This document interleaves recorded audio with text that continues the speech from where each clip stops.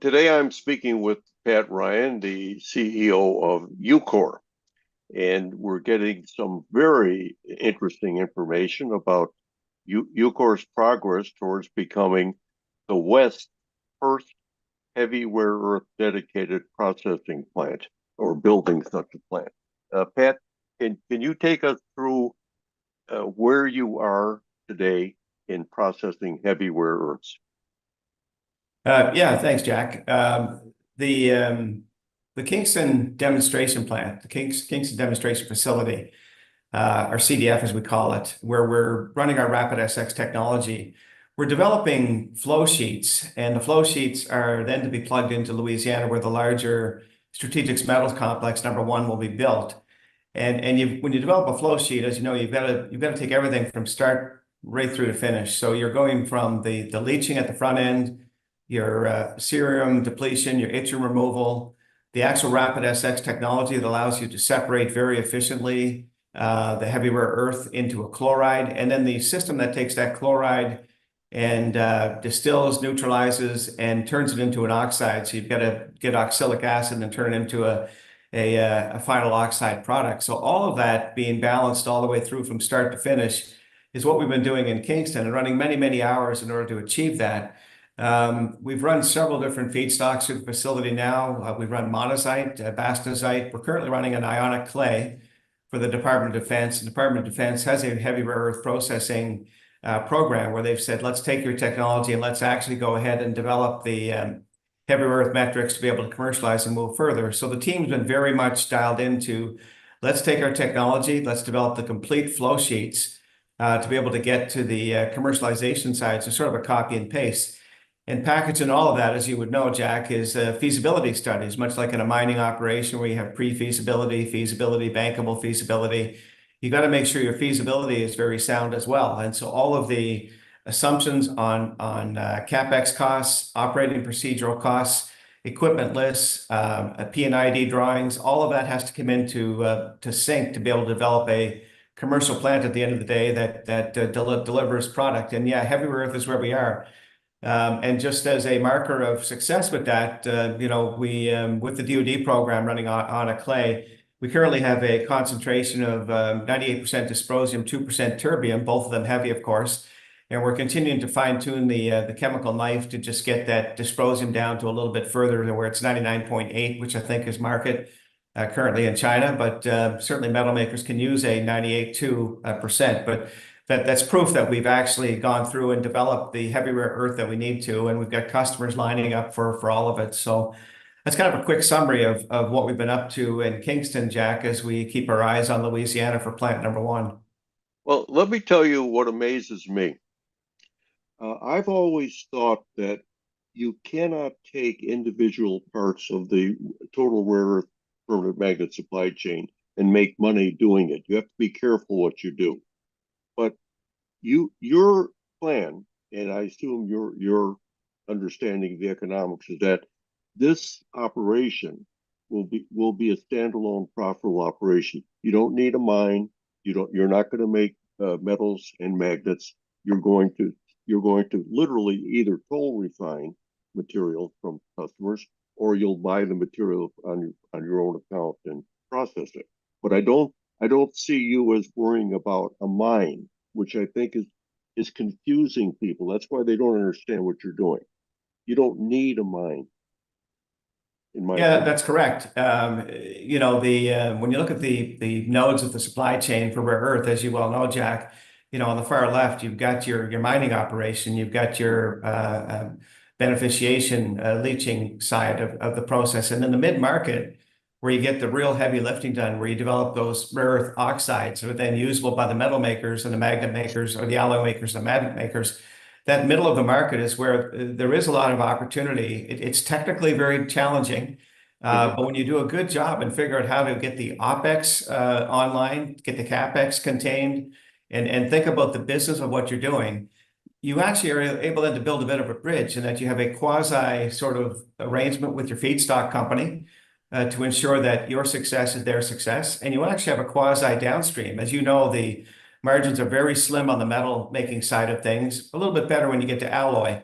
But for a metal maker to try to come up in the West and actually look at making a profit, it gets very skinny. So if you can take that mid-market opportunity of separation, which is where we are, and actually have a quasi arrangement with a metal maker and an alloy maker that then feeds to a magnet maker, and likewise upstream, not buying the feedstock, but creating a pain gain, as the Australians call it, model.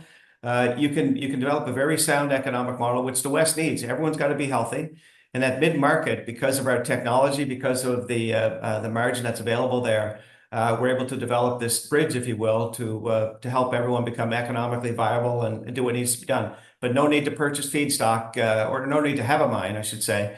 Acquiring feedstock, yes. Quasi joint venture, yes. And that's how it all economically works out. And we've got some very, very deep economic models that show how all of that makes sense. And Jack, not to go too far afield, but I think there was an article you commented on recently where the tariffs on permanent magnets are set to go to 25%, EVs at 100% coming into from China. But that permanent magnet one in particular gives you a 25%, let's not call it a subsidy, because it's not. It's just a fair starting ground where you now have a 25% advantage. So if Shanghai Metal is announcing a certain price on any day of the week, you can probably add 25% to that in the Western world and get to a better economic footing, if you will. Let me ask you a question about finance. You mentioned on a previous talk that you had substantial high net worth investors backing you. And what intrigues me is that you are the very first dedicated to heavy rare separation plant I have ever heard of outside of China. And I'm an old man, so I haven't heard in a very long time about this. I congratulate you on that. But I know that legacy institutional investors would say to you right away, hey, is this the way everybody does it? And you'd say, no, it's new. And they say, well, we can't get involved in that. So you have managed to finance this against the stream. Am I wrong? I mean, I can't see that institutional finance is running to see you. And if they do now, it's a little late. You don't need them anymore. Yeah, we have, as I mentioned in some previous discussion, Jack, we have a number of offtake people that are customers that are looking at our technology and our operation, realize that this is actually needed in the Western world. And the fact that we're on the Gulf Coast of the US is a good place to be for plant number one. And you have the governments that are looking at us going, wow, this is a really competitive technology and actually a more economical technology, both from a CapEx and OpEx, ESG footprint, less power, less people time. Let's invest further to make sure that technology is developed and secured in the North American Western world and Europe as well.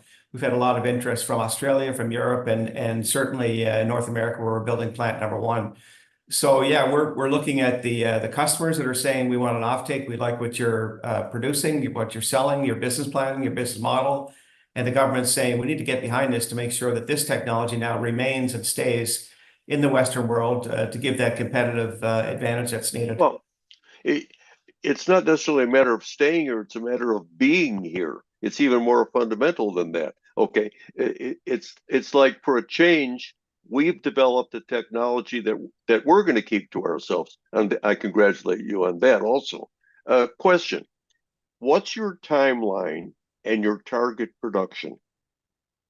Timeline is Q4 of 2025. We're looking to begin at 2,500 tons per annum, ex-cerium, ex-yttrium, which of course creates about a 6,000 raw concentrate going through the plant. From 2,500 ton heading into 26, we'll get to a 5,000 ton per annum plant. And this technology is scalable and modular, Jack, with off-the-shelf pumps and PLCs and piping and things that we put together, along with our proprietary technology that allows it all to work in harmony to get the job done.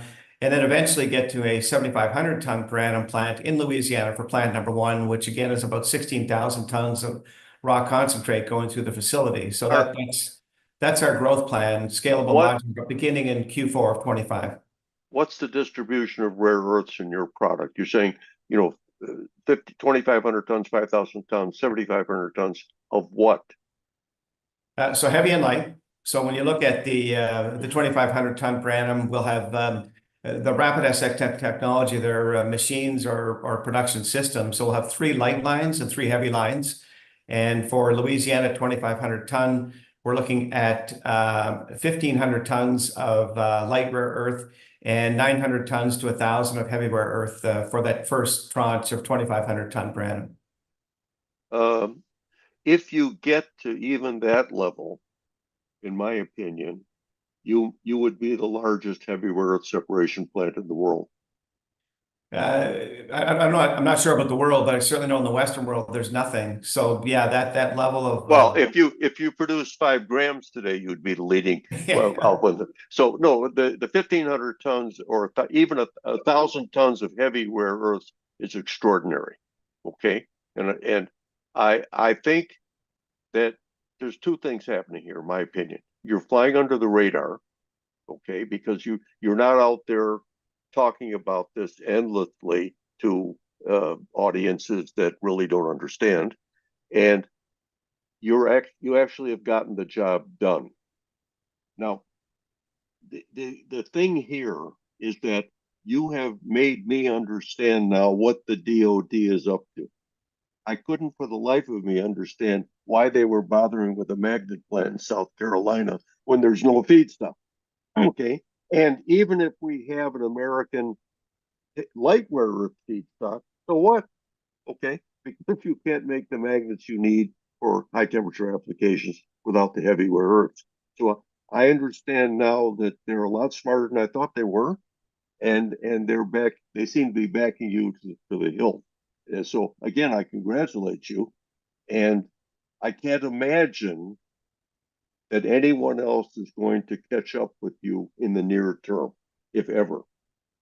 Okay, Well, I think the under the radar is certainly true, Jack. And in this industry, as small as it is, you've got to be strategic. You've got to be confidential. You've got to protect all the relationships that are evolving. And I've commented in an earlier discussion where those relationships are taking hold. And you're right. The government are looking at us going, okay, you've got technology here. It's got all kinds of markers of success of what the Western world should be pursuing.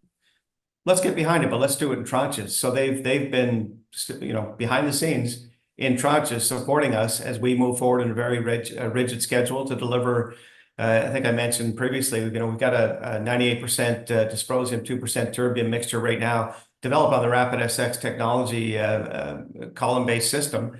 And we're fine-tuning that a bit further to get to a different kind of dysprosium. But our aspirations are going beyond that, where we're looking at the throughputs, the flow sheets, the day-to-day activity that has to be ESG compliant, delivering OPEX all the time, all the key metrics that go into a plant, everything that you need to be able to validate and make sure your system is again, the word feasibility. You've got to have a feasibility system that takes everything we've learned in Kingston at the commercial demo plant and it transfers to Louisiana very effectively. And I've had a career doing that in the automotive industry. So certainly coaching the team of chemists, mechanical engineers, process engineers to be able to get the same thing done with this technology. To wind this up, Pat, I actually am sort of speechless, which is unusual for me. And I think you've done an outstanding job. And I'd love to be able to compare you with someone, but I can't because there isn't anyone else. And I don't think the investing public understands one thing, that without heavy rare earths, there'll be no rare earth permanent magnet industry in the West. And so you're actually the key guy. I hope you have a lot of key man insurance and an armed bodyguard, because you're a very important person in the Western world's quest to at least make enough of these rare earth permanent magnets so that we can be secure in the future. I hope, I don't know if you've noticed today's announcements about new Chinese laws taking effect October 1st, severely restricting trade in rare earths inside and outside of China, and all such trades will be monitored and controlled by the central government. So the good old days are over. Thank you, Pat. Appreciate it. Yeah, thank you, Jack. Appreciate it.